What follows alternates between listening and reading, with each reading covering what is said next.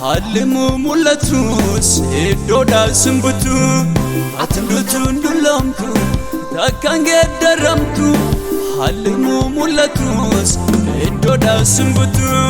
Gooftaa ko galanaan keeti Yesuus ulfinaan keeti Gooftaa ko galanaan keeti Yesuus ulfinaan keeti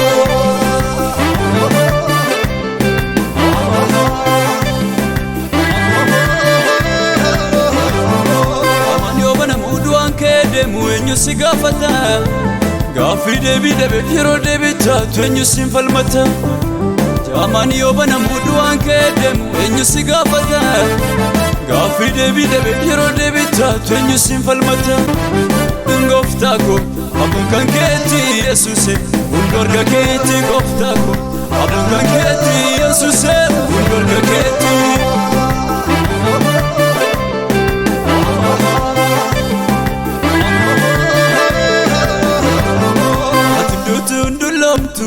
Takkan geeddaramtu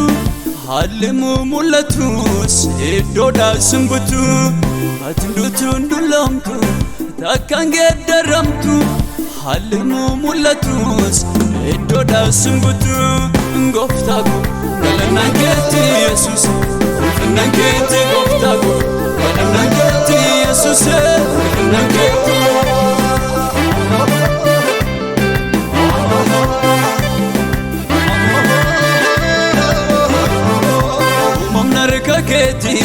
Hundu siif sagadu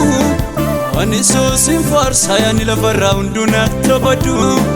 Uumamna rika keeti hundu siif sagadu ani soosin farsa yani lafarraa hunduna tabadu Akka hundaa gararra du'isin dandeenye sichindeme si labsa Anaanoo nangeenye sichindeme si labsa Anaanoo nangeenye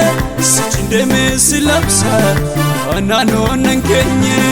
atindutu ndulamtu takkan geeddaramtu Halimu mulatus iddoodha simbutu atindutu ndulamtu takkan geeddaramtu Halimu mulatus iddoodha simbutu Gooftaa ko galanaan keeti Yesuus ulfinaan keeti Gooftaa ko galanaan keeti Yesuus ulfinaan keeti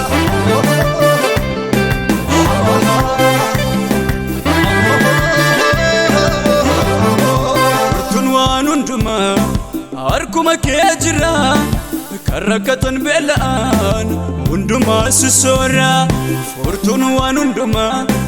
harkuma kee jira kan rakkatan beela'an hundumaa si soora Itti gaafataman waan hundumaasi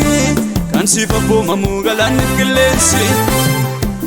Itti gaafataman waan hundumaasi kan siif abboomamu galaanni qilleensi Gooftaa ko galanaan keeti Yesuus ulfinaan keeti Gooftaa ko galanaan keeti Yesuus ulfinaan keeti galanaan keeti